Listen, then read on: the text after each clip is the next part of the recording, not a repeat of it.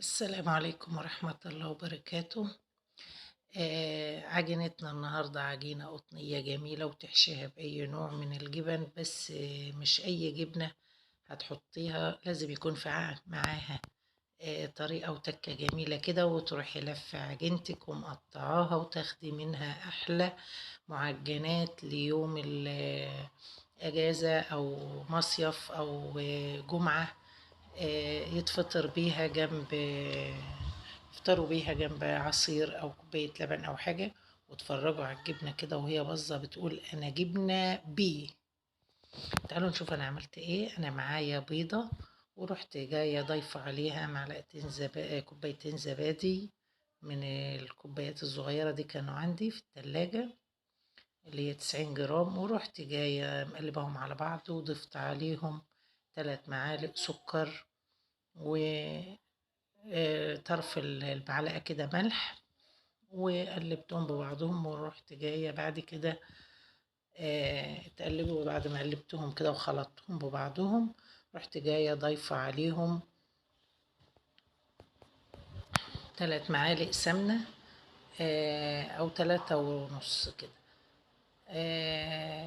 ما انت ما عندكيش سمنة ممكن تحطي معلقتين زبدة حلوين لو انت مش عايزة تستعملي سمنة. انا استعملت سمنة. السمنة دي مخلوطة، سمنة بلدي على سمنة نباتين. والمهم رحت جاية ضيفاهم وقلبتهم، ورحت جاية حاطة عليهم 350 جرام دقيق، ومعاهم معلقة صغيرة بيكنج صودا، ونخلتهم كويس علشان آه، ما يبقاش فيهم تكتلات في الدقيق او في الصودا زي ما انتم شايفين كده. ورحت جاية ماسكاهم لفاهم عجناهم. ما بياخدوش اي اضافات تانية، هي الكمية على قد الاضافات اللي انا حطيتها. كمية الدقيق مع البيضة مع الزبادي يا دوبك، ما احتاجتش حاجة تانية. انا لميت العجينة زي ما انتم شايفين كده. طبعا انا عاملة كمية بسيطة على قد الفطار. هي العجينة اتلمت معانا، مش فيش فيها اي حاجة، ما عايزتش دقيق تاني. ورحت جاية لماها ورحت ماسكاها. طبعا البيكنج صودا مش محتاجة ان هي تريح زي الخميرة. رحت جاية ماسكاها كده وعطيالها لفة حلوة، عجنة كده على الرخامة. ورحت جاية فرداها بالطريقة اللي انتوا شايفينها دي، رشت شوية دقيق ورحت فرداها مستطيل. يكون السمك بتاعه حوالي أقل من السنتي، يعني حوالي 3 ملي 4 ملي، ما كملش السنتي. علشان ايه؟ طبعا هيرتفع في الفرن وهيتحشي برقات. ممكن تعملي 3 ملي. ورحت جاية عاملاه مستطيل زي ما انتم شايفين كده. وتعالوا نشوف انا عملت ايه تاني.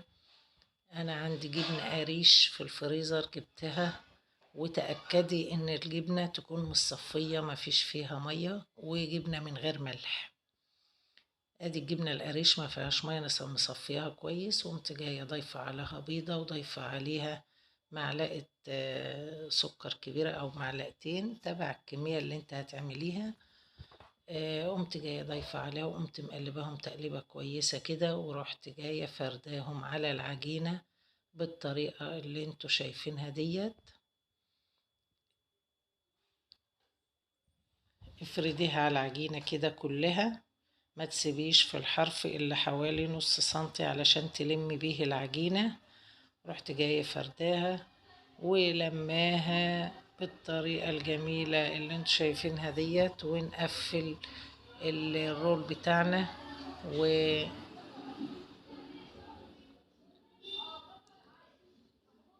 ونلفها رول ونقفله، ونروح مقطعينه وحاطينه في الصينية مدهونة بزبدة لو ما عندي، بسمنة أو بزيت لو ما عندكش، أو زبدة.